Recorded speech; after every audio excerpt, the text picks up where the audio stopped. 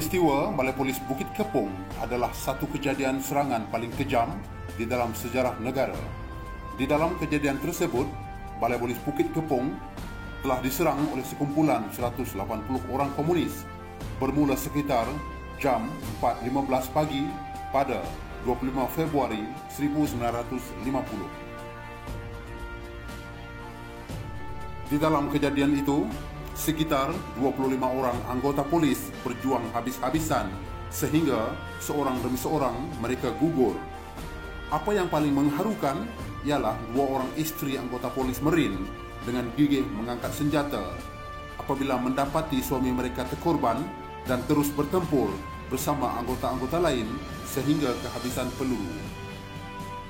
Peristiwa berdarah ini mengakibatkan 17 orang anggota polis dan hampir 40 orang pengganas komunis telah terkorban. Menurut saksi, dianggarkan seramai 200 orang pengganas komunis daripada Kompeni Bebas keempat menyerang. Dan menurut kandungan buku Memoir Abdullah Sidi, ia diketuai oleh Muhammad Indra, seorang komunis Melayu yang memimpin dua plantun komunis Melayu.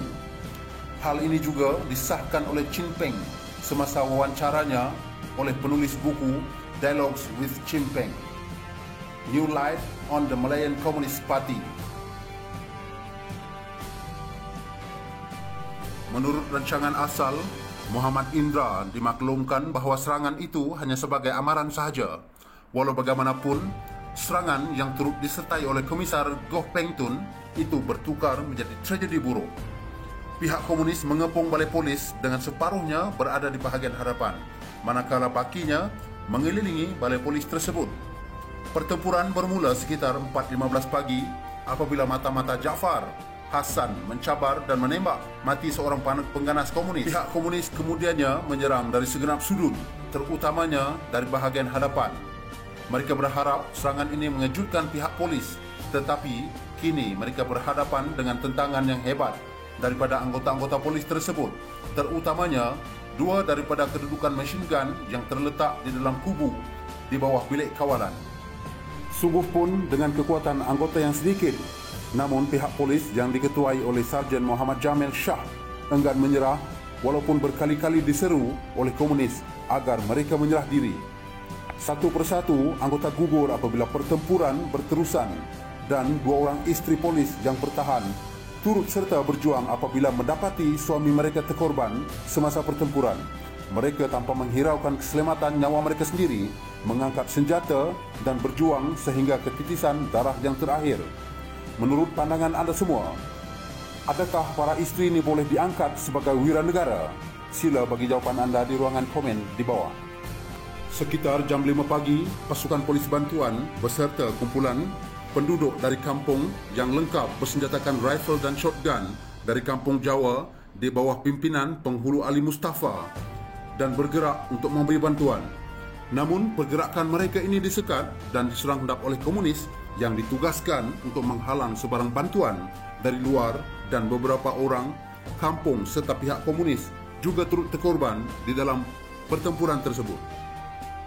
Di dalam masa yang sama, yaitu di hadapan balai polis, kedua-dua kedudukan machine gun turut dimusnahkan oleh komunis. Sekitar 7 pagi, pihak komunis menawan dua wanita iaitu isteri kepada anggota polis dari balai tersebut. Dikabarkan ketua kumpulan komunis memaksa mereka merayu agar pihak polis menyerah, tetapi tidak diindahkan oleh Sarjan Jamil sendiri. Mereka yang bertahan enggan berbuat demikian dan terus berjuang habis-habisan. Di dalam detik terakhir pertempuran tersebut, komunis membakar bilik kelamin dan balai polis tersebut. Di dalam insiden itu, dua wanita dan anak-anak mereka terbakar hangus di dalam bilik kelamin. Pada ketika itu, hanya 3 orang anggota polis dan seorang pengawal dari kampung yang masih hidup. Mereka meluru keluar dari balai polis yang terbakar dan merempuh kedudukan komunis, membunuh sekurang-kurangnya 3 daripada kumpulan pengganas yang cuba menghalang mereka. Pihak komunis terus menembak mereka yang cuba lari daripada balai polis yang sedang terbakar itu. Pada masa yang sama, penduduk kampung dari Durian Condong di sebelah barat menghantar bot ke Lenga untuk memberitahu pihak berkuasa mengenai serangan tersebut. Hanya selepas 5 jam bertempur, barulah pihak komunis berjaya menawan balai polis dan membakar keseluruhan balai tersebut. Mereka kemudiannya berundur ke dalam hutan dan meninggalkan kesan kemusnahan dan kematian. Pihak komunis turut melontar mereka yang tercedera dan mayat mereka yang terkorban ke dalam api. Antaranya termasuklah Hasan Abu Bakar, iaitu anak kepada mata-mata Abu Bakar yang dicampak hidup-hidup ke dalam api. Seramai 14 orang polis termasuk Sarjan Jamil, 4 pengawal kampung, 3 polis bantuan, isteri kepada Abu Bakar Daud, ialah seorang anggota polis yang terselamat dan 3 anak mereka terbunuh di dalam kejadian tersebut. Jumlah kematian adalah 25 orang. Serangan tersebut, bantuan dihantar dari kampung Tui semasa pertempuran bergema ke beberapa kampung berdekatan.